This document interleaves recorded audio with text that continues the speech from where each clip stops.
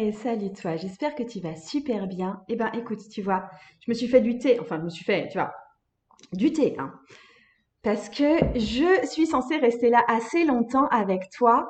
Je t'avais demandé par mail, j'ai aussi fait un post Instagram là-dessus pour que tu viennes me poser des questions par rapport au fait de se professionnaliser dans le monde du tarot, de commencer à faire des tirages payants, de commencer peut-être à faire un vrai projet d'entreprise éventuellement autour du tarot ou de raccrocher le tarot à une entreprise qui est déjà existante, peut-être une offre de service, toujours dans le bien-être ou dans la spiritualité ou la psychologie ou etc. Donc comment est-ce que tu peux faire le lien entre les deux? Je t'avais invité à me poser des questions et du coup là j'ai tout un fichier de questions. Alors, je suis partie pour un petit moment à te blablater, mais je ne vais pas répondre à absolument toutes les questions déjà parce que ça va pas être possible pour moi en termes de temps, même si je pense que cette vidéo, je vais vraiment prendre le temps et je me laisse le droit de faire une vidéo assez longue pour le coup. Par contre, il y a des questions qui ont été posées qui étaient assez longues. Il y a beaucoup de questions qui sont ressorties encore et encore et encore. Donc, de toute façon, ce sera bénéfique pour toi d'écouter les questions des autres parce que ça va forcément venir répondre à un moment ou à un autre aux questions que toi, tu te poses. Qu'est-ce que je voulais te dire encore là-dessus? Et donc voilà, c'est tout. Ne sois pas forcément vexé si ta question n'est pas sortie. J'ai aussi éliminé volontairement certaines questions qui juste n'avaient rien à voir avec le fait de se professionnaliser en tant que tarologue. C'était des personnes, par exemple, qui voulaient savoir comment est-ce qu'on commençait à utiliser les cartes, etc. Dans ce cas-là, je les ai plutôt renvoyées vers ma formation, enfin vers le module 1 qui est gratuit de ma formation initiation au tarot intuitif pour qu'elles puissent déjà avoir un avant-goût de ce que peut être ma formation en tarot. Et si toi, tu veux en savoir plus sur vraiment le fait de te professionnaliser dans le tarot, tu trouveras en dessous un lien pour accéder à ma conférence. C'est une bonne situation, ça, tarologue. Comme ça te permettra aussi d'en savoir plus et pourquoi pas de t'investir sur une formation plus complète sur la professionnalisation dans le tarot. On y va tout de suite pour les questions. Moi, je vais prendre mon petit fichier.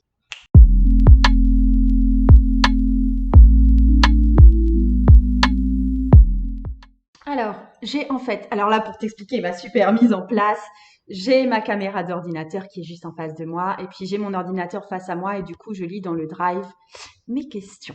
Donc, Oran, tu me dis, bonjour Margot, je suis en train de préparer mon projet qui aboutit pour être entrepreneur en tarologie et en soins énergétiques. Finalement, ce qui fait le plus peur, ce n'est pas technique, je suis bien suivie par la BGE, je sais où trouver les ressources pour continuer à me perfectionner en tarot, mais est plutôt en lien avec ma confiance en moi, peur de ne pas arriver à interpréter correctement, un peu d'appréhension à me mettre en avant, alors que je n'ai pas du tout l'habitude, encore moins sans pseudo. C'est ce qui me bloque un peu pour commencer vraiment. Toujours l'impression de ne pas être encore au niveau, qu'on me trouve pas assez compétente. Je n'ai pas de questions précises, mais plutôt une petite appréhension quant à me mettre en avant moi et mes compétences comme le produit principal. Parce que être tarologue, c'est un peu ça, être authentique. Donc montrer aux gens qu'on est qui on est, mais du coup se mettre un peu en avant pour qu'ils puissent nous choisir. Si tu pouvais donner quelques trucs sur la confiance en soi et ce fichu syndrome de l'imposteur. Et encore merci pour ton travail et cette énergie que tu, suspense, que tu nous apportes avec plein de petites étoiles. Merci beaucoup, c'est adorable tout ce que tu dis, ça fait super plaisir. Un grand, grand merci. Alors, en fait, toi, c'est plutôt une question d'être visible et du coup d'être jugé pour tes erreurs peut-être d'interprétation, etc. et d'avoir peur de paraître en ton nom propre. Alors déjà, si vraiment c'est un truc qui vous rigidifie complètement de vous montrer vous, et parce que tu as bien raison, pour vienne te choisir toi, au final, va falloir que tu montres en quoi tu es spécial, en quoi tu as ta touche personnelle, etc. Mais après, si vraiment tu n'as pas envie de faire des vidéos avec ta tête ou des visuels, n'importe quoi avec ta tête, tu n'es pas forcément obligé. Tu peux avoir un visuel qui est quasiment uniquement imagé, uniquement qui va passer par les cartes, uniquement qui va passer par ton univers, par exemple ton hôtel, tes minéraux, tes plantes, tout ce que tu veux. Tu n'es pas forcément obligé de te mettre en scène, toi, en tant que personne. Et du coup, d'être juste en pseudo mode, moi je suis la petite étoile, et voilà, tu donnes tes conseils en tant que la petite étoile, et on ne verra peut-être jamais rien d'autre que tes mains, ou que tes cartes, ou d'autres illustrations, ou vraiment un univers que tu crées, mais qui ne contient pas forcément ta tête à toi. Un exercice que j'ai fait assez récemment et ça peut être très très rigolo pour que tu puisses montrer ton univers et dire qu'est-ce qui va se détacher de ton univers à toi. Tu sais, je réfléchissais au truc il y a une époque où c'était un petit peu la mode de faire, je sais pas du tout le nom de ce visuel. C'est un visuel où tu décris la personne en 4 images clés. Tu vois, c'est juste en 4 images. Et du coup, je m'étais dit, mais punaise, si moi je devais me décrire en 4 images clés, un peu humoristiques en plus, tu vois, qu'est-ce que je mettrais dedans, quoi? Qu'est-ce qui décrit moi, mon univers? Et voilà. Et du coup, moi, j'aurais mis un tarot type Rider-Waite-Smith parce que c'est ma signature, en fait, aussi en tant que Française, de pas faire de choses en lien avec le tarot de Marseille, ou très, très, très, très peu, hein, parce que ben, forcément, ça reste une référence. Mais donc, pour moi, il y avait le tarot de Marseille, et ensuite, les choses qui vont être, j'aurais mis aussi de l'argent parce que c'est un sujet qui n'est pas spécialement tabou pour moi et que j'ai envie de détabouiser pour les autres. Donc, c'est pour ça que j'en parle aussi assez régulièrement sur cette chaîne. Je parle notamment du fait que je fasse un travail qui est payant, etc. Bon. Donc, il y avait l'argent et le fait que j'ai envie que d'autres femmes soient ambitieuses. Ça, c'est un thème récurrent chez moi. Donc, je le représenterai par de l'argent. Je mettrai mes animaux parce que on voit souvent mon chat machin sur les vidéos, vous entendez mes chiens là et air-plan, enfin voilà. Vous savez que je vis dans une maison où il y a plusieurs animaux, vous entendez le canari derrière qui piou-piou pendant que moi je fais mes vidéos. Donc c'est quelque chose qui m'environne, dont je peux parler, qui apparaissent de temps en temps sur mon fil sur Instagram. Bon, voilà, j'aurais mis les animaux. Et quatrième chose, j'aurais mis des boucles d'oreilles parce que j'adore les boucles d'oreilles, j'adore changer de boucles d'oreilles et du coup je sais que c'est quelque chose parce que moi je suis une personne qui montre ma tête et du coup ouais ça fait partie de ma personnalité d'avoir environ 1000 paires de boucles d'oreilles, de les échanger, de faire des trucs comme ça, c'est un petit peu mon dada au niveau physique et du coup j'aurais représenté ça comme ça. Bref, on s'en fiche de moi, là ma question c'est comment est-ce que toi, c'est quoi tes 4 bullet points là que tu pourrais, tes 4 images que tu pourrais mettre en avant et qui contiendraient pas bah, d'images de toi en corporel, tu vois. Et tu verras que tu peux avoir ton univers comme ça et c'est pas bien grave en fin de compte bah, si on voit pas ton chien et si on voit pas ta tête. D'accord? C'est pas ça qui fonde tous tes tirages de tarot et la justesse de tes tirages de tarot. Donc si tu as envie de passer en sous-marin, tu passes en sous-marin. Ensuite, un autre truc qui me gêne un tout petit peu dans ce que tu dis, enfin c'est pas que ça me gêne, je suis pas à 100% d'accord, c'est que tu dis que le but c'est un peu d'être authentique. Authentique, montrer qui tu en es et du coup va attirer les personnes qui vont être attirées par ton authenticité à toi. Alors, je mets du rouge à lèvres sur ma tasse, c'est très très très très smart, c'est d'une classe folle. Euh, pour moi, là je te reparle de moi, parce que ouais, c'est facile de me donner en exemple. Je suis la personne que je connais le mieux quand même. Euh, je, euh, je suis hyper authentique dans le sens où, par exemple, tu vas jamais trouver de photos ni sur mon site ni nulle part ailleurs de tarot que je n'emploie pas moi-même. Quand je mets en scène mon univers tarologique, c'est mon vrai univers tarologique. Tu vois, et par exemple, je vais pas faire des trucs où je vais me retrouver à poil dans la nature en train de tirer sur un tapis de mousse, tu vois, parce que ça n'arrive jamais. Ça veut pas dire que j'aime pas la nature, hein. Tu pourras voir des photos de moi dans la nature parce que je me promène dans la nature, mais j'associerai pas les deux univers tarot et moi dans la nature. Enfin, tu vois, bref, je tiens à cette authenticité-là, mais par contre, tu me vois pas tout à fait authentique, par exemple, en vidéo. Je me présente en général, tu vois, voilà, typiquement j'ai fait cette vidéo aujourd'hui, alors que j'avais prévu de la tourner hier. Mais hier, c'était premier jour de règle. Honnêtement, j'étais défoncée, j'avais qu'une envie, c'était de m'allonger sur le canapé, quitte à faire une formation ou quelque chose de plus intérieur, tu vois. Mais je savais très bien que si j'allais faire ma vidéo à ce moment-là, j'aurais une tête de déterré. J'étais pas dans une énergie de communication et du coup, j'avais pas envie de me présenter à toi ni à qui que ce soit d'autre dans cette énergie un petit peu et du coup, vous ne me voyez pas tout le temps. Ce que vous voyez de moi, ce n'est pas Margot en général, c'est Margot la tarologue quand elle a bien envie de parler aux gens. Donc je suis pas toujours authentique dans le sens où je ne montre pas tout de moi. Je ne raconte pas non plus quand je me suis pris la tête avec mon conjoint, quand je me suis pris la tête avec mes enfants, quand je trouve que chez moi c'est méga crade. Quand tu vois, je parle très très peu en fait de ce type de quotidien là. Et du coup, Tu peux aussi choisir, toi, ce que tu vas montrer de toi. Tu peux choisir quelle partie de ton univers tu as envie de révéler. Et peut-être que toi, tu as envie de te montrer en train d'être émotionnel, en train de décrire tes émotions, en train de décrire tes prises de gueule avec ton homme. Et peut-être que ça fait partie de ton univers et que tu as envie de plus l'exprimer. C'est pas parce que moi je le fais pas que tu ne dois pas le faire. Peut-être que ça en fait partie.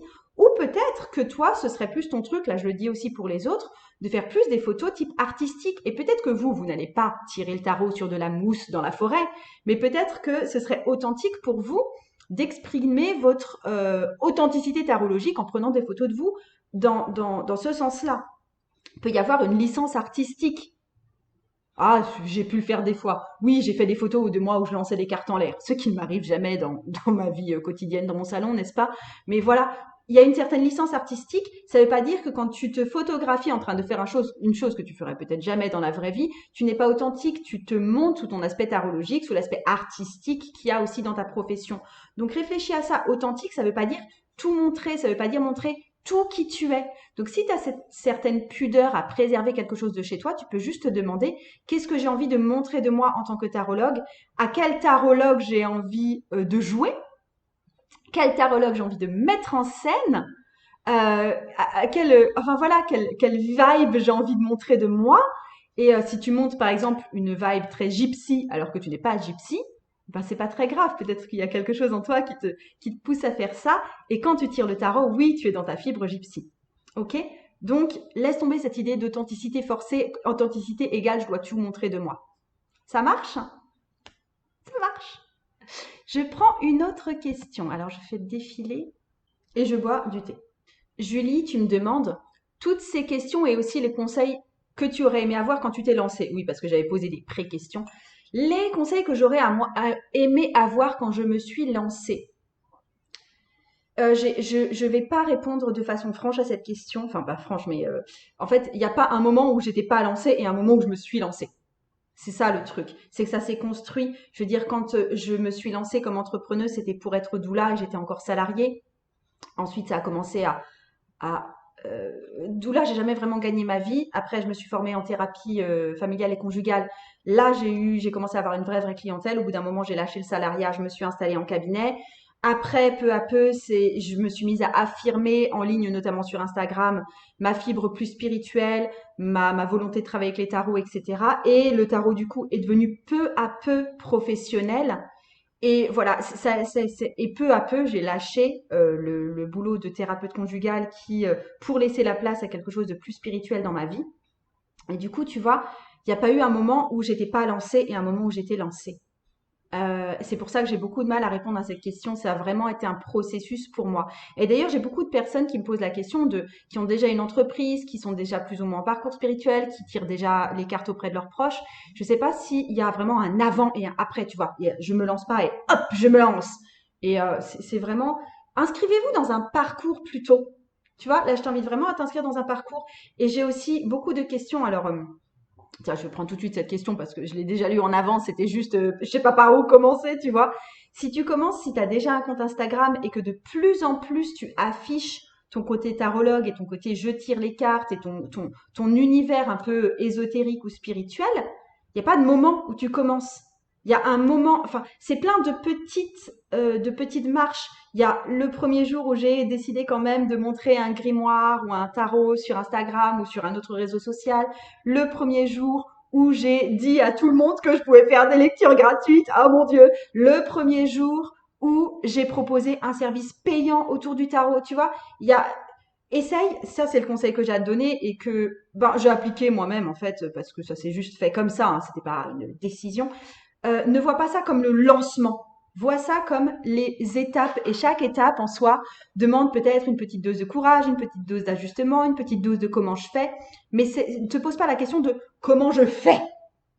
Tu vois, c'est comment je fais maintenant pour quel descriptif je vais mettre sur mon compte Facebook si jamais je veux me présenter comme une personne qui a quand même un bon pied dans la spiritualité, comment quelle formule serait la plus adaptée à moi? Tu vois, tu peux te poser ça comme ça. Ok, c'est ta première étape, c'est de faire une ligne de présentation sur Facebook. Et il n'y a pas de moment où tu te lances. En fait, le moment où vous imaginez-vous que c'est se lancer, c'est à partir du moment où vous avez un numéro SIRET. Mais alors, j'aimerais tout de suite désamorcer ce truc d'avoir un numéro SIRET, d'avoir son entreprise et tout. Ça prend 1 heure de votre vie, ça se fait en ligne, c'est chiant comme tout et ça ne change rien à ta vie. C'est pas ça qui prend aux tripes.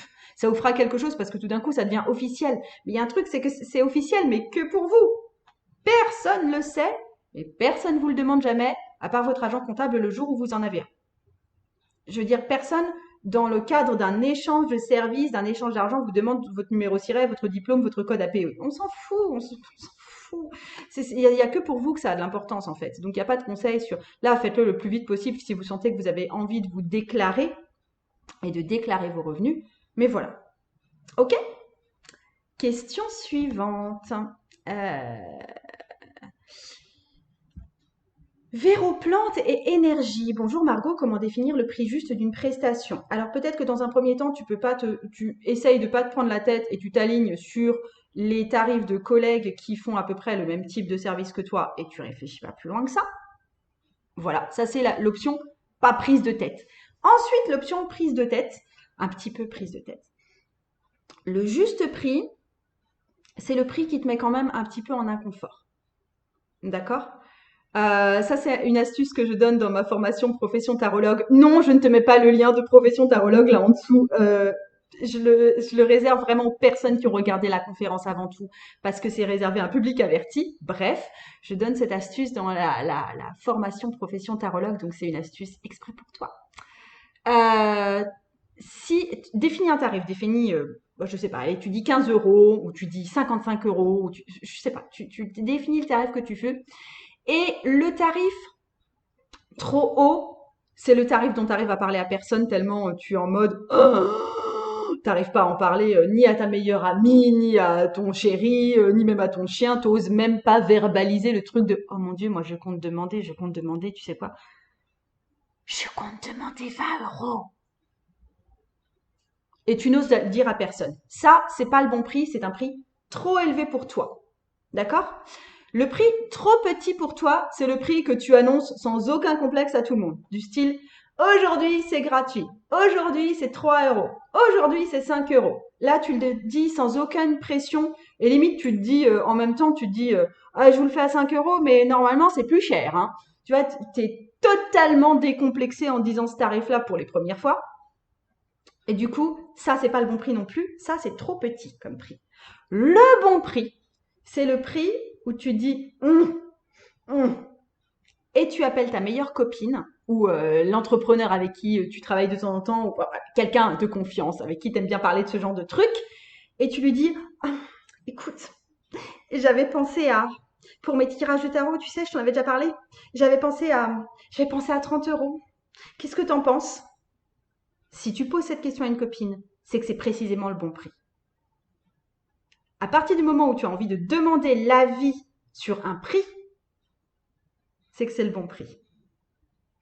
3 euros, je pense que tu sais toute seule que c'est déjà... Enfin, tu demanderas l'avis à personne, tu n'oseras même pas le dire tellement tu trouves ça ridicule et voilà. Peut-être que 120 euros, ça te paraîtra beaucoup trop et tu n'oseras en parler à personne parce que, gloops, tu n'oses même pas l'annoncer à personne. Le bon prix, c'est, tu as juste envie de demander à ta meilleure amie si tu penses que c'est bon. Ok? Alors, et je sais que tu es tout emmerdé là, parce que je t'ai pas donné de prix. Tu t'en fiches, il y en a que des tas qui ont leur prix exposé en ligne. Tu vas voir les prix en ligne et puis si tu as besoin de t'aligner, tu t'alignes.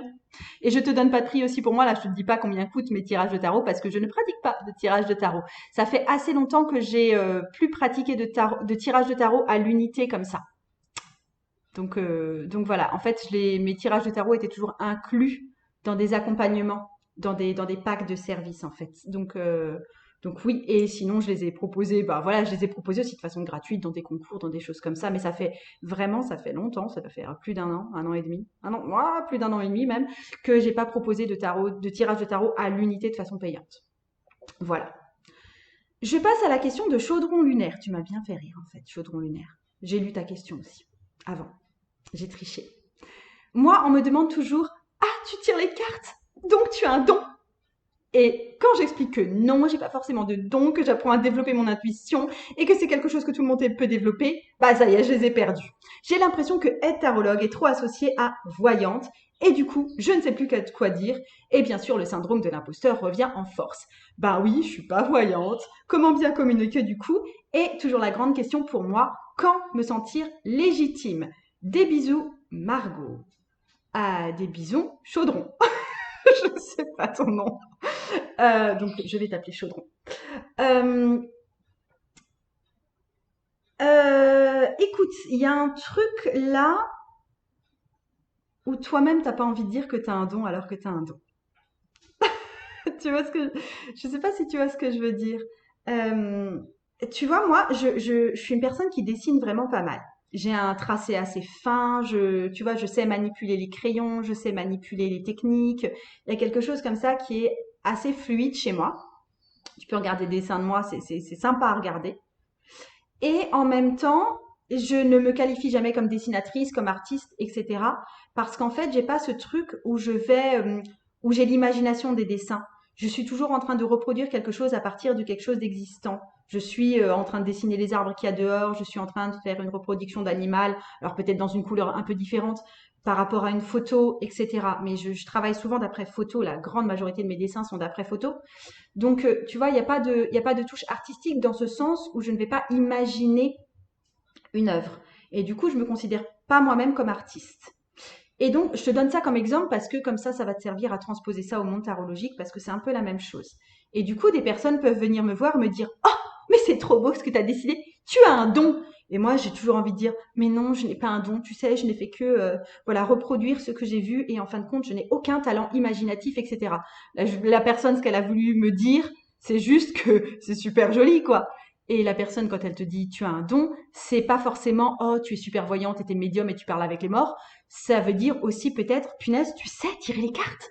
Ah bon, ah bon, ah bon, ah bon, ah bon, t'arrives à les faire parler les cartes. Et ça, tu sais le faire.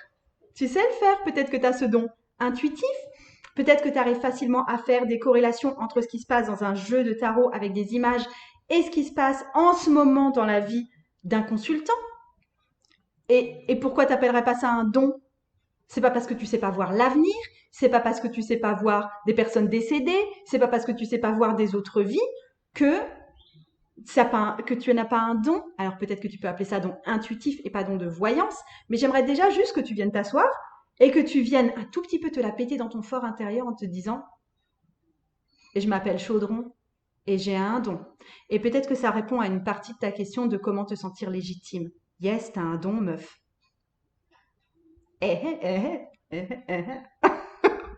Et donc voilà, donc tu as un don et tu l'admets et point barre. Donc ça réglera une grande partie de la question pour une partie des personnes qui viennent te voir. Je pense aussi que tu es capable de voir les personnes avec qui tu es capable d'aller plus loin dans ton explication, où tu es capable d'expliquer plus précisément ce que tu fais et ceux où tu vas juste dire le truc en une phrase. Tu vois, t'as pas envie, j'entends aussi dans ce que tu dis que t'as pas du tout envie qu'on t'assimile, qu'on te foute dans la case voyante parce que t'aimes pas ça. Ok? Et tu ne te considères pas comme voyante. Et je pense que derrière voyante, tu entends lire l'avenir et t'as pas envie d'être considérée comme une personne qui voit l'avenir parce que peut-être que c'est pas ce que tu fais.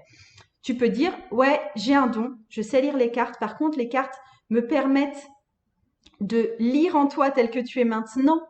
Mais par contre, je n'ai pas de vision d'avenir. Tu vois, tu peux. Alors là, la phrase, elle était peut-être un peu brouillonne telle que je l'ai dite, mais je veux dire, dis bien. Là, je pense que c'est trop long ta phrase, tu vois. J'apprends à développer mon intuition et c'est quelque chose que tout le monde peut développer, blablabla. Non, tu dis pas ça. Tu dis, moi, j'utilise les cartes pour pouvoir voir ce qui se passe dans ta vie maintenant.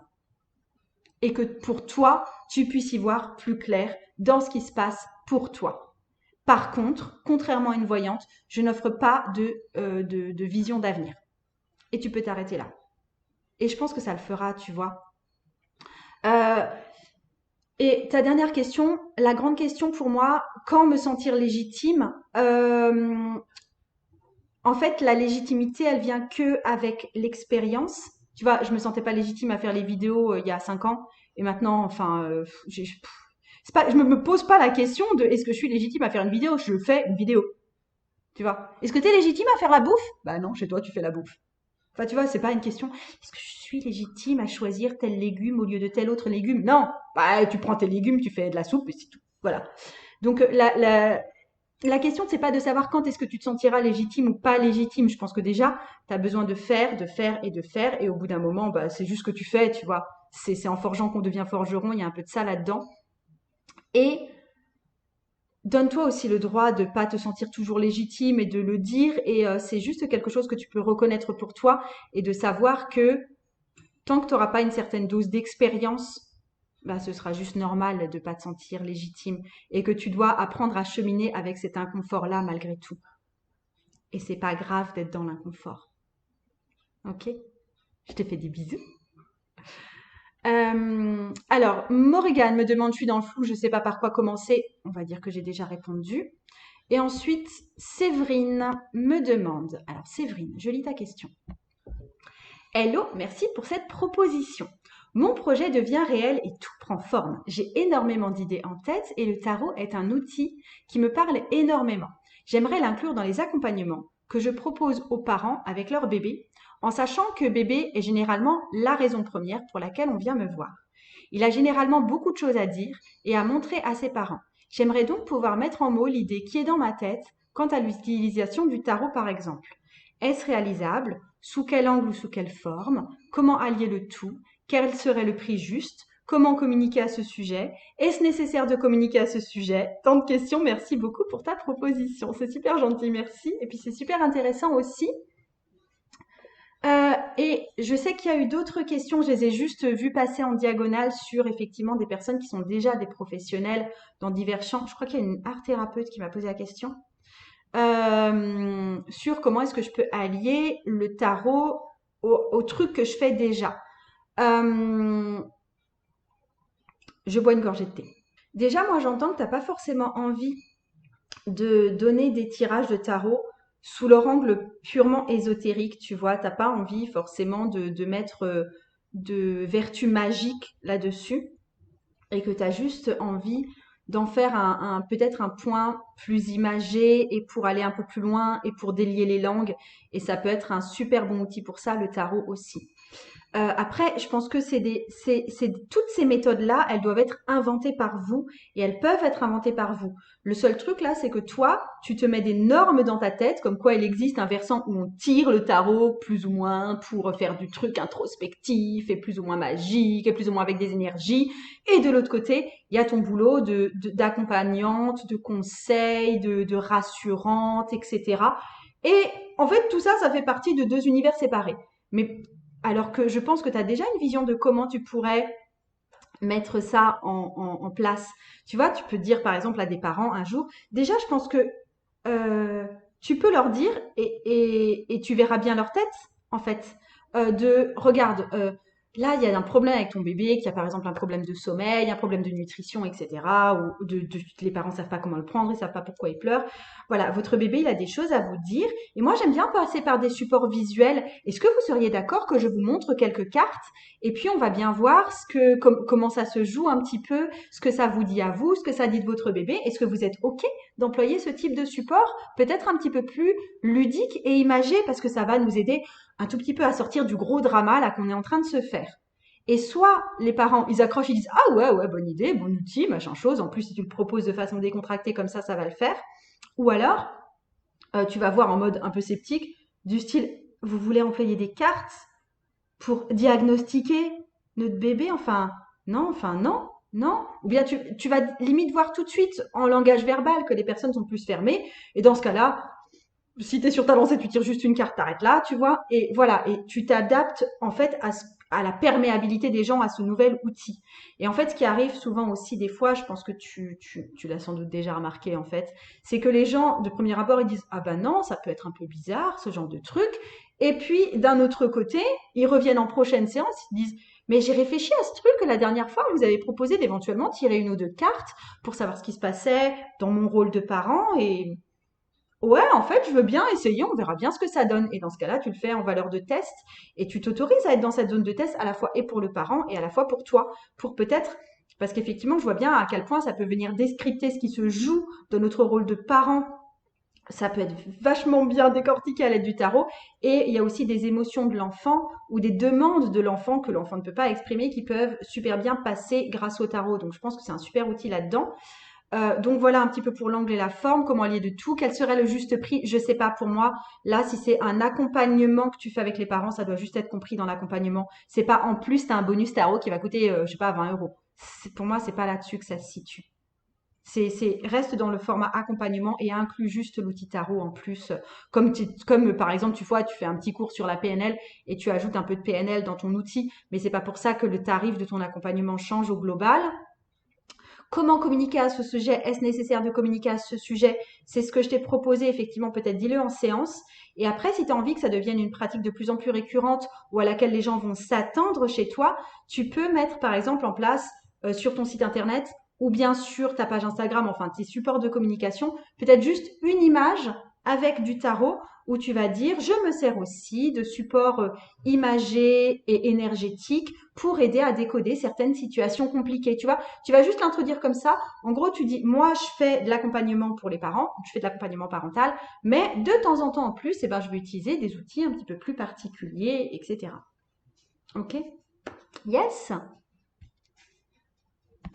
Euh, Nurmissure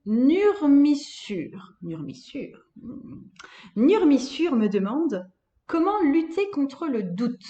Tu arrêtes de lutter contre le doute.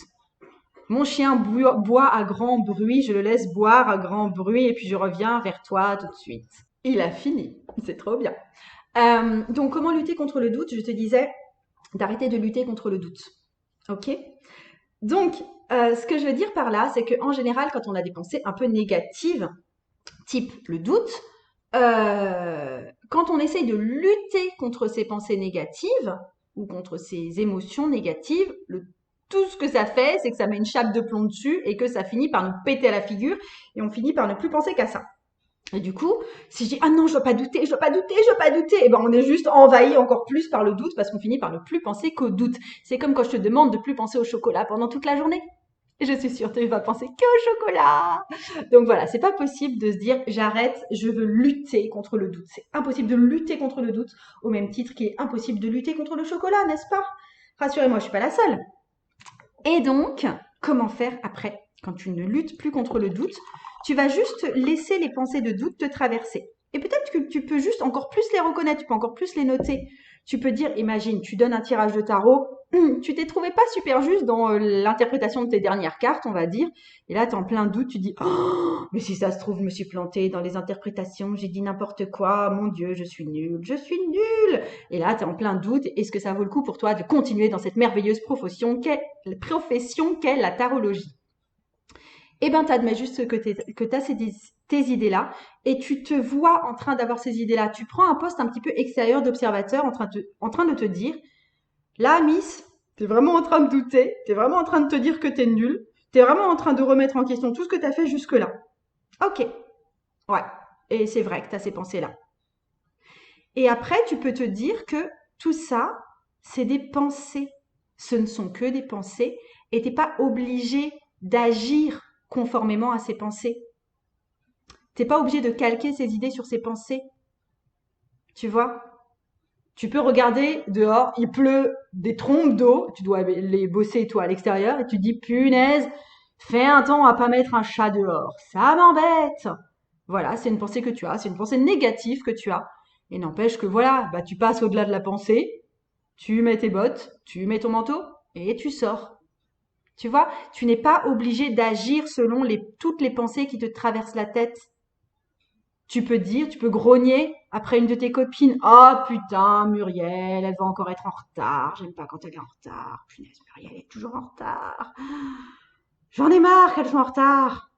Et tu y vas quand même, et tu aimes quand même ta copine, et elle a des défauts. Et c'est tout, c'est comme ça. Tu vois, ça veut pas dire que tout le reste doit s'enchaîner. Ah, ma copine est tout le temps en retard, donc c'est une mauvaise amie, donc on peut pas lui faire confiance, donc tout compte fait, je vais me détourner d'elle, donc elle c'est trop nulle, et donc je suis toute seule, et je vais plus jamais l'appeler. Je veux dire, c'est quoi cette construction? On fait pas ça. Donc là, pourquoi est-ce que le doute que tu as par rapport à ton univers tarologique viendrait complètement coloniser tout ce que tu fais en lien avec le tarot? Laisse-toi avoir tes pensées à part. Et c'est ok, je veux dire, on a tous des moments de doute, on a tous des moments où c'est trouvé nul, on a tous des moments où on n'a pas envie, on a tout, enfin, ça c'est ok.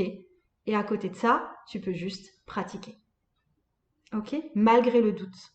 Il y a aussi beaucoup de questions qui sont venues en filigrane sur le comment lutter contre la peur, comment trouver le courage de faire telle ou telle chose, comment se lancer pour faire telle ou telle chose. Il y a un moment, vous attendez d'être légitime, vous attendez de plus avoir peur et vous attendez de ne plus douter. Ça ne marche pas. Le truc, c'est que vous allez devoir fonctionner avec des pensées de peur, vous allez devoir fonctionner avec des pensées d'illégitimité et vous allez devoir fonctionner avec des idées de doute. Et ça ne doit pas conditionner toutes vos actions. Parce qu'il y a aussi d'autres pensées qui émergent du type ouah, je me suis bien débrouillée la dernière fois ou oh, j'ai trop envie, j'ai trop envie, j'ai trop envie. Et c'est ça qui vous porte aussi. Dans ce cas-là, quand vous devez faire une action, sur quelle pensée vous allez vous appuyer. Ça ne veut pas dire que vous allez devoir éliminer toutes vos pensées négatives. Et c'est que des pensées, en plus, il se passe rien en vrai. Hein. Mais en fait, quand tu me demandes, par exemple, comment avoir le courage de se lancer, la plupart du temps, t'enlèves juste le avoir le courage. C'est juste comment se lancer, comment je fais. Enfin, tu te lances. Comment avoir le courage de se lancer en se lançant. Le fort Karine. Bonsoir Margot, pour ma part, je sens des blocages à la définition de qui je suis vraiment. Énergéticienne, psychopraticienne, je ne sais pas comment innover et faire réellement décoller mon entreprise. Il y a une idée qui est très importante pour toi et dont tout le reste du monde mais se fout complètement, c'est ton titre. Alors tu te trouves un titre. Ça c'est une façon de procrastiner. Hein. Tu te trouves un titre et je m'en fiche de ce que c'est. D'accord? Ça peut être tarot praticienne. Ça peut être énergéticienne tarologique. Ça peut être psycho-énergéticienne. Ça peut être thérapeute. Ça peut être magicienne. Ça peut être ce que tu veux. Ok?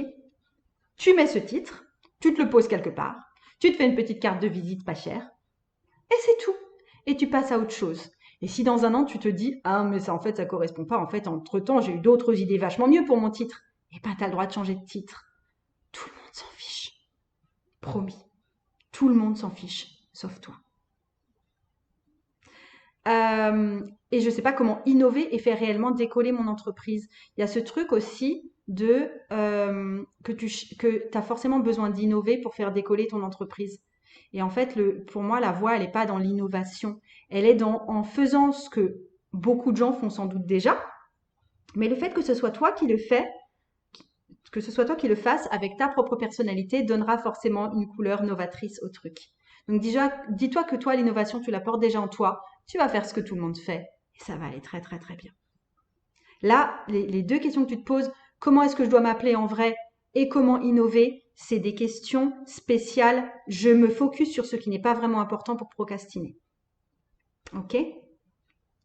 Bon, je sais, j'ai un petit peu une spécialité coup de pied aux fesses, mais pardon, Carré. Ensuite, je continue. Alors, euh, j'ai eu des questions par mail et en général, les gens qui posent des questions par mail font des beaucoup plus grands placards parce que le mail permet de faire des réponses beaucoup plus abondantes. Donc, je ne veux pas forcément lire tous les mails. Je les ai lus en travers et je me suis juste surligné ce qui était super important dans ces questions par mail parce que ça n'a pas été déjà évoqué. Donc, il y avait Patricia. Salut Patricia. Tu demandes comment se positionner avec le Covid. C'est quoi le souci avec le Covid en fait? Enfin, je veux dire, c'est pas. Je veux dire, si tu donnes des. Enfin, je comprends pas le problème. À la limite, le Covid et la crise du Covid peut plutôt t'aider en tant que tarologue dans la mesure où toi, tu peux donner des consultations en ligne, dans le sens aussi où la plupart du temps, c'est des consultations un à un. Donc, si tu as un cabinet ou si tu reçois chez toi, etc., c'est extrêmement facile de respecter des horaires, de porter un masque, de mettre du gel hydroalcoolique. Enfin, tu vois, les normes sont hyper faciles à respecter et tu peux te passer de rencontrer des gens en face à face, je veux dire. Et en plus, avec la crise du Covid, il y a beaucoup de questions que se posent les personnes en termes de que vais-je devenir, en termes d'organisation, en termes de vie de famille qui est un petit peu réformée, et où les tarologues sont particulièrement appelés à intervenir par des conseils de type tarologique, ésotérique et spirituel. Du coup, ça amène plutôt de l'eau à ton moulin, en fin de compte. Et du coup, je vois pas je vois pas trop je vois pas trop la question, en fait. Donc voilà. Je veux bien que tu mettes un commentaire et que tu précises. Ce sera avec plaisir que j'irai lire et que... Ouais. Les réseaux sociaux débordent de tarologues. Est-il vraiment une possibilité? Si t'as pas, si tu as ta patte à toi, oui. En fait, le truc, c'est que toi, t'es intéressé par la tarologie et l'univers du tarot. Ok? Et du coup, c'est spécialement ce que tu regardes sur les réseaux sociaux. C'est spécialement ce que tu regardes quand tu vas sur Instagram, quand tu ouvres maintenant YouTube, on te propose des tas de vidéos à base de tarot parce que c'est les vidéos que tu vas regarder plus précisément, etc. Mais dans ton cercle à toi, ton cercle d'amis, ton cercle familial, les gens qui gravitent autour de toi, eh ben les gens, ils s'en fichent du tarot. Et sur leur mur Instagram, sur leur page Facebook, sur leur compte Facebook, eh ben ils voient pas apparaître des trucs sur le tarot. Eux, ils voient apparaître des trucs sur les chiens parce qu'ils ont des chiens et qu'ils s'intéressent aux chiens et que voilà, tu vois, c'est chacun ses centres d'intérêt. Il faut bien te dire que les réseaux sociaux, ils te servent et ils te resservent et ils te resservent et ils te resservent encore de ton propre centre d'intérêt. Et donc, l'image un peu déformée de la vie que tu as via les réseaux sociaux, c'est que tout le monde est tarologue, tout le monde veut faire tarologue. Le seul truc pour lequel je te mets un peu en garde là-dessus face à cette surabondance, c'est si tu veux proposer des tirages de tarot, ne va pas t'adresser à toutes les personnes qui tirent déjà le tarot que tu vois en ligne. C'est un autre type d'audience que tu vas devoir chercher. Va plutôt tabler autour, effectivement, de toi, les personnes peut-être en physique, tes amis, ta famille, etc. Ou, tu vois, c'est pas là-dedans que tu vas devoir, c'est pas dans le vivier des tarologues que tu vas développer tes consultations tarologiques en tant que débutante.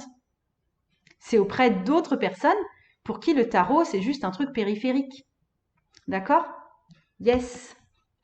Euh, Ensuite, j'ai des questions de Laurence. Salut Laurence. Ah oui, c'est toi qui m'avais posé les questions. Comment créer une activité dans laquelle on peut être tarologue, par exemple, en plus d'art thérapeute? Mais simplement, tu peux. Je sais pas si tu es déjà. Attends, je regarde juste un tout petit peu ton mail. Tu me dis, j'utilise le tarot pour moi, pour ton développement personnel. Tu as déjà fait des tirages avec d'autres personnes, ok. Il est obligatoire de suivre. Ouais, t'as peur de pas connaître méga super bien le tarot. Tu commences à faire les choses en intuitif, mais n'empêche que les définitions, c'est pas encore tout à fait ça. L'activité dans laquelle tu peux être tarologue en plus d'art thérapeute, par exemple, c'est comme je l'ai dit, tu prévois un accompagnement en art thérapie et dedans, tu vas insérer des consultations avec le tarot ou par exemple, de temps en temps, tu vas tirer 3 cartes sur, par exemple, là, quelle est l'émotion sur laquelle on doit travailler, on doit baser notre travail d'art thérapie. Et du coup, on va tirer 3 cartes sur les émotions qui ont besoin d'être exprimées, qui ont besoin d'être travaillées en lien avec qui c'est, etc. Et on va faire un travail d'art-thérapie basé sur le tirage de tarot. Ça peut être un exemple. Mais en fait, pour moi, le tarot viendrait comme un outil en plus par rapport à toute une activité qu'on a déjà développée.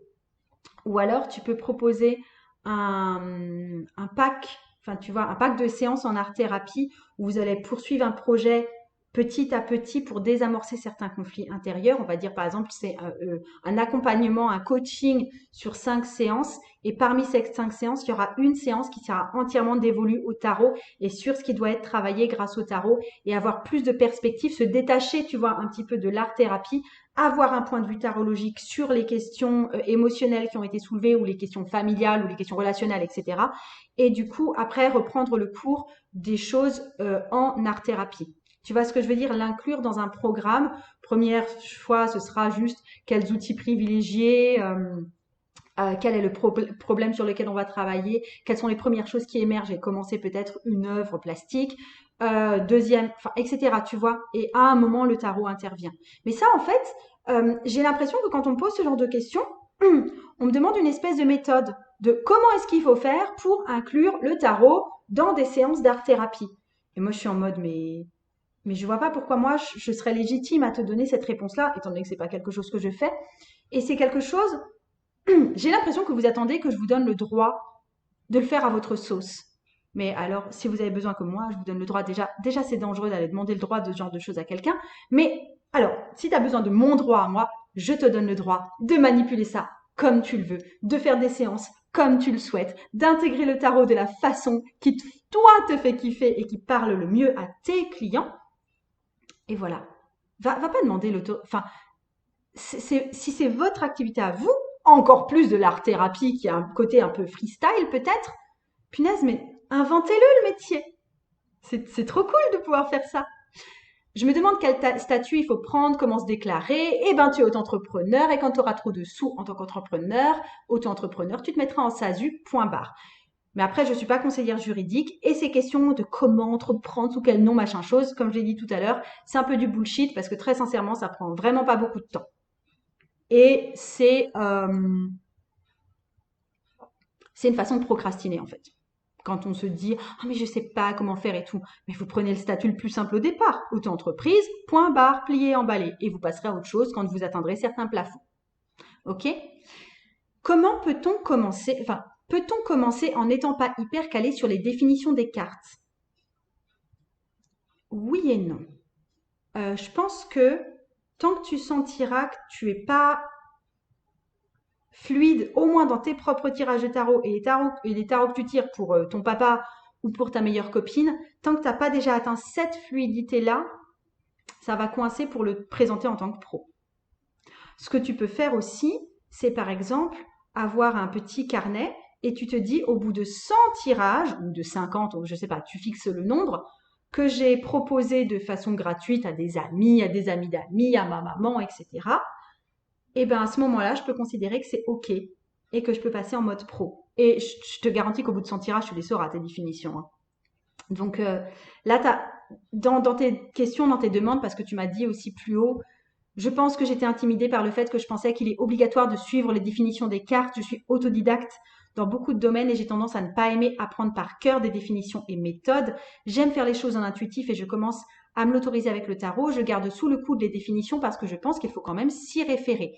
T'as un gros... Ouais, alors déjà, je pense que tu manques d'expérience pour passer en pro. Je pense que là, tu as vraiment besoin de plus t'exercer, de te confronter au truc, tu vois. Et ensuite, tu as un problème au niveau de... tu dissocies complètement le monde des définitions et tu penses que tu dois aller toutes les savoir par cœur et le monde intuitif. Et en fait, pour moi, et en tout cas dans comment je l'enseigne, hein, dans Initiation au tarot intuitif, donc qui est mon cours de tarot, je vous invite à vraiment découvrir les tarots avec votre cœur et de l'apprendre sous l'angle avec votre cœur. Mais vous voyez, quand le percevant même comme ça, à partir du moment où vous connaissez la globalité des arcanes majeurs, que vous connaissez les suites et que vous connaissez les numéros, les définitions, elles finissent par s'ancrer de façon naturelle. Et aussi, et c'est des définitions qui sont pas si figées que ça. Je veux dire, c'est pas 5 de denier égale pauvreté. Ce serait trop simple si c'était comme ça. Je t'invite à le faire avec tes perspectives à toi et tu vas voir que en fait les définitions des cartes, elles peuvent facilement remplir 3 pages à chaque fois. Donc c'est toujours un mix entre intuition et tradition. Là, c'est juste l'expérience qui te manque pour justement toujours mêler tradition et intuition. Et il n'y a jamais eu de liste de définition à prendre. Ok? Est-ce qu'il est possible de faire ça en plus de son activité principale? Si tu as besoin de mon autorisation, c'est oui. C'est quoi cette question? Bien sûr, enfin je veux dire, là tu demandes juste une validation. Tu sais très bien que c'est possible de faire ça en plus d'une activité principale. Je veux dire, c'est possible d'être, je sais pas moi, caissière en supermarché 20 heures par semaine et de 5 heures par semaine faire des tirages de tarot. Il est où le souci? Oui, c'est possible. Des bises amicales à toi aussi parce que tu m'envoies tes bises amicales. Ensuite, ensuite, je pense que j'arrive un petit peu au bout de ce que je voulais vous dire. Attends, je regarde juste. Là, il y a... Hop. Ouais, je pense que j'arrive un petit peu au bout. Lorraine. Lorraine, tu me parles beaucoup de que tu es salarié, que tu as un CDI, que tu mets en place ta reconversion, que en fait tu es en train de tout borner, de tout caler pour ta future activité. D'accord? C'est là-dedans, c'est dans ce parcours que tu te prends, tu dis au niveau déclaration, marche à suivre, procédure, statut, organisme, etc. C'est pas très clair. Donc en effet, j'aurais aimé savoir quand déclarer, à partir de quel montant il faut déclarer et comment. Comment vivent les entrepreneurs, sécu, mutuelle, retraite, etc. Comment évaluer le tarif des consultations, des tirages. Est-il possible de te faire une vente de prestations sur don pour ne pas imposer de tarifs et peut-être aussi être légal si c'est non déclaré. Meuf, tu te prends la tête de ouf. Alors déjà, pour tout ce qui est comment vivent les entrepreneurs, sécu, mutuelle, retraite, etc., faut savoir que tu cotises. Et en fait, j'ai pas envie de m'étendre sur ces sujets parce que je suis vraiment pas la plus calée et j'ai peur de t'induire en erreur. Par contre, renseigne-toi dans ta ville. Il y a beaucoup de réunions autour de l'entrepreneuriat qui se font, soit avec la CCI, donc la Chambre de commerce, soit les BGE, soit, enfin voilà, il y a beaucoup de groupements qui existent. Demande à des comptables notamment s'il existe de groupements avec des entrepreneurs, des réunions avec des entrepreneurs, des lieux où il y a des conférences où des entrepreneurs vont pour apprendre à se développer. Là, tu as besoin de rencontrer, d'être entouré d'entrepreneurs, d'être rassuré sur le fait que c'est pas des extraterrestres qui finissent tous sans abri sous un pont. Enfin voilà, tu as juste besoin d'avoir des gens aussi qualifiés qui vont répondre à tes questions sur des choses très administratives. Ok. Ensuite, donc là, je vais pas forcément répondre. Je te dis juste que arrête de te prendre la tête, c'est vachement plus simple que ce que tu crois. D'accord? Ensuite, quand déclarer, à partir de quel montant il faut déclarer et comment? Tu peux te mettre à déclarer le plus tôt possible si tu te sens à l'aise avec ça. Si as besoin d'avoir ce fichu numéro SIRET et ouais, si t'envisages, si pour toi c'est garanti d'être pro en fait. Après, à partir de quel moment tu dois déclarer, etc. Très honnêtement, si tu vas, comme je l'ai dit dans une vidéo précédente, sur un salon, que tu demandes 5 euros par personne et que tu le déclares pas, personne ne va se retourner contre toi. D'accord? Si tu demandes à la copine de ta maman qu'elle te donne 20 euros pour un tirage de tarot et que tu ne le déclares pas, il ne va rien se passer.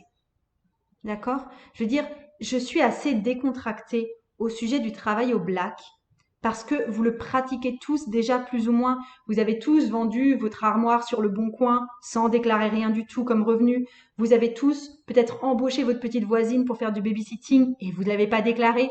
Vous avez peut-être embauché un autre enfant du voisinage ou même peut-être un homme âgé du voisinage pour tondre votre pelouse et vous l'avez pas déclaré. Peut-être que vous avez pratiqué du babysitting et vous vous êtes pas déclaré. Et on se calme là sur le pas déclaré. Je veux dire, on parle de petites sommes, on parle de trucs ponctuels, on parle pas, enfin je veux dire, vous n'êtes pas le patron de Total. Il faut bien vous dire que tant que vous êtes sur des petites sommes, que vous faites votre truc dans votre coin, que vous avez 200 abonnés sur Instagram, vous êtes hors des radars et vous avez le droit à une certaine illégalité. En fait, j'ai l'impression que c'est comme si tu te baladais dans un village la nuit, il n'y a personne, pas un chat, d'accord? Silence. Tu marches et toi, tu restes vraiment sur le trottoir parce que c'est obligé de rester sur le trottoir. Et tu vas traverser sur le seul passage piéton que au feu vert parce qu'il faut traverser au feu vert. D'accord? Mais personne te voit. Personne n'en a rien à fiche que tu traverses en dehors des clous quand il est 1 heure du matin et qu'il n'y a personne dans la rue. C'est vraiment ça. Pour l'instant, tu es juste une illustre inconnue. Donc personne ne te voit. Donc fais un peu à ta sauce et tu vas voir, tu vas te déclarer quand tu auras besoin de te déclarer. De toute façon, tu as envie d'être une professionnelle. Donc et la déclaration, très honnêtement, enfin te mettre en auto-entreprise, ça prend vraiment pas longtemps. C'est facile à déclarer. Tu ne vas payer des choses que sur ce que tu as vraiment fait en chiffre d'affaires. Donc tu vas jamais payer sans avoir de toi des finances qui rentrent. Le tarif des consultations, j'en ai parlé dans une autre question. Est-il possible de faire une vente de prestations sur don pour pas imposer de tarifs et peut-être aussi être légal si c'est non déclaré? Alors, tu peux travailler sur don et déclarer. Tu déclares la somme que tu as gagnée sur une journée, par exemple, en faisant sur don. Ou tu peux, franchement, enfin, là, tu te prends la tête. Non, mais ne déclare pas sur don. Je veux dire, si tu vas faire une après-midi dans un café, etc., et on t'a donné des petits pourboires, c'est des pourboires, d'accord? C'est dans ta poche. Lâche-toi la grappe là-dessus. Ensuite, euh, attends, je regarde juste. Euh,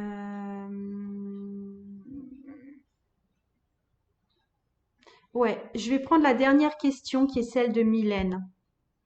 Parce que c'est une question qui m'a aussi été posée plusieurs fois. Et après, c'est bon, j'arrête là. Ça fera 1 heure. Comment me positionner entre un tarot divinatoire et le tarot psychologique? D'ailleurs, c'est quoi vraiment la différence? Bon, ok, il y en a un qui permet de présenter l'éventuel futur, mais ceci dépend de nos choix, de nos actions, et un tirage divinatoire influe quelque part sur ces derniers, non? Un tarot psychologique met en lumière le pourquoi et le comment, mais nous permet aussi de prendre des décisions futures. Il est donc dans un sens divinatoire aussi, non?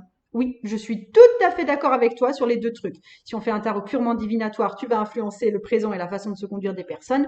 Si tu fais un tirage vraiment axé sur le présent, tu vas peut-être modifier le présent de la personne et du coup, la personne, elle va aller plus vers une certaine voie, une autre voie, etc. Et du coup, tu vas influer sur le futur. Et du coup, je suis tout à fait d'accord. Mais ensuite, tu dis comment tu peux te démarquer entre tarot divinatoire et tarot psychologique. Mais ça, c'est du jargon de tarologue, en fait. Quand tu vas être devant une clientèle, les gens, ils viendront pas te voir en te demandant, mais alors vous, c'est plutôt le tarot divinatoire ou le tarot psychologique?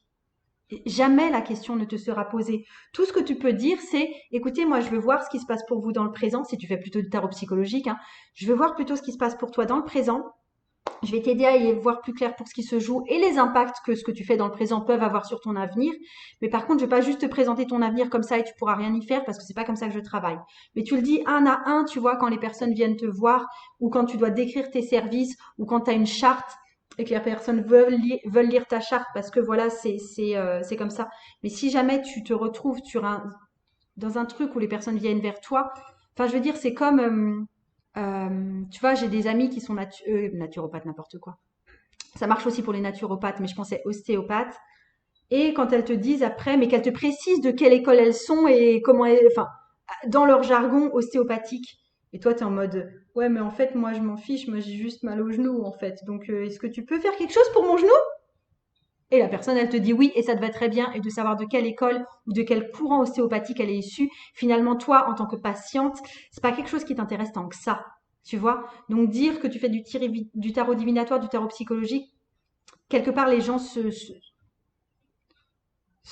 vont pas te poser la question comme ça. C'est toi qui peux leur préciser, excuse-moi, là, je suis pas là pour lire l'avenir. Je peux pas, j'ai pas envie de te lire l'avenir. Ou alors tu vas le présenter comme ça. Tu vas dire, écoute, là, on va faire un tirage prospectif. On va voir comment va se dérouler ton avenir. Mais ce que je veux que tu saches avant tout, c'est que là, ce que je vais te dire pour ton avenir, c'est que toi, tu peux le manipuler au présent. C'est que si toi, tu changes un petit peu de position, si tu changes un petit peu de comportement, si tu vas suivre les conseils que t'offre le tarot, cet avenir, s'il est bon, tu peux encore plus l'accélérer et encore le rendre meilleur. Si il te semble mauvais ou à réformer, tu vas pouvoir faire des choses en présent pour t'en prémunir ou que les choses tournent à ton avantage finalement quand même. D'accord? Donc tu vas pouvoir avoir ce type de discours une fois que tu as la personne face à toi. Ok? Ou alors un jour, tu rédiges une newsletter ou tu rédiges un grand post sur Facebook ou sur Instagram, ou voilà, où tu vas vraiment parler de la différence entre tarot divinatoire et tarot psychologique, et là où toi tu te situes et tu vas tout bien expliquer. Mais ce sera pas comme ça marqué chez toi et les gens s'en fichent. Ok? Bon, écoutez, les miss, je pense que j'ai fini. Si tu débarques sur ma chaîne que tu ne me connaissais pas avant, tu as tous les liens en dessous pour te permettre de me suivre, de voir où est-ce que j'en suis et ce que je propose. Et je te dis chin à une prochaine. Ça m'a fait super plaisir de faire ça. En tout cas, je pense reproduire ce format question-réponse un peu plus souvent sur un thème un peu ciblé. Je pense que la prochaine fois, ça va être le travail de l'ombre. Je vous enverrai un mail à ce sujet. Je te fais des gros bisous. Une très belle journée à toi et le tarot peut changer ta vie.